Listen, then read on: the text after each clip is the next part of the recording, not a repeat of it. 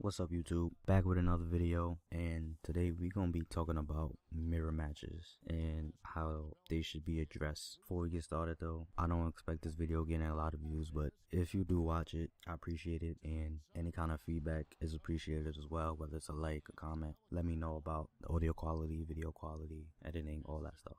So yeah, let's get into it. So mirror matches is when you get matched up with the same team that you are using, and before 2K16 it was never really a problem because both teams would be at the team selection screen and you can see who your opponent is picking, and so most people would pick a team that would match up best against their opponent.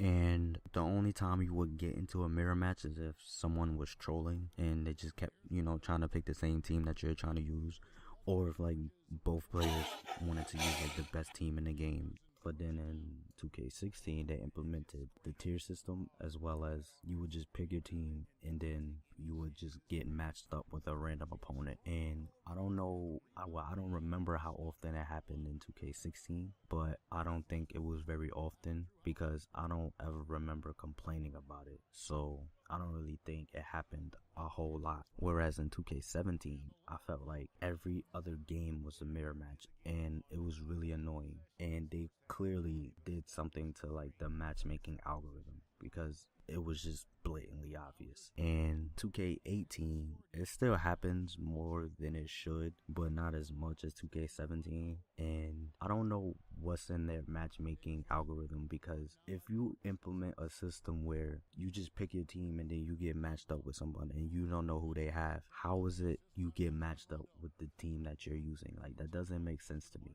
I'm not an expert programmer or a coder or anything like that, but I took a couple programming classes in college and I learned something called a if-then statement. Basically, it's saying if a requirement is met, then something will happen. So in the case of matchmaking in 2K, it could be if player 1 has team A, then player 2 cannot have team A, then it'll just keep going on however they match you up with a player. So it'll probably be, rank, ping, the team that they're using. All of that also gets factored in as well. So I'm assuming that either that part of the code is missing, or maybe it's more complicated than that and it's just not that simple as I thought it was. On the other hand, it does show that you're better than your opponent because you have the same team, the same players, the same personnel. So if you beat them, then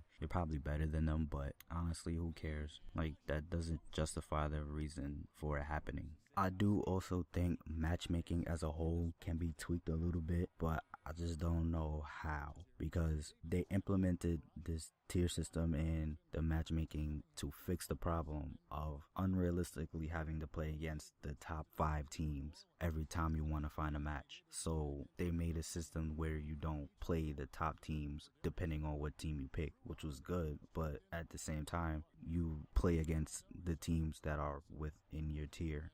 So you'll still play against the same 5 teams depending on which teams you pick, but they just won't be the best 5 teams, but it'll still be the same 5 teams or whatever that you play against the most. And in both cases, it just makes the game boring and repetitive. So I really don't know what they can do to fix this. I do like the tier system. I think it should stay. I do like the idea of players being rewarded for beating better teams. As far as actually matching people with each other, maybe they could go back to the way things were when both players would go to the team selection screen and they can see who each other picks. Or they could keep it how it is and just for the matchmaking part have it like 2K16, because I feel like that was the one that had the most variety. Like in 17 and 18 you pretty much know who you're gonna play against, but I felt like in 16 it was a lot more variety and a lot more randomness. So yeah, this gameplay is coming down to an end.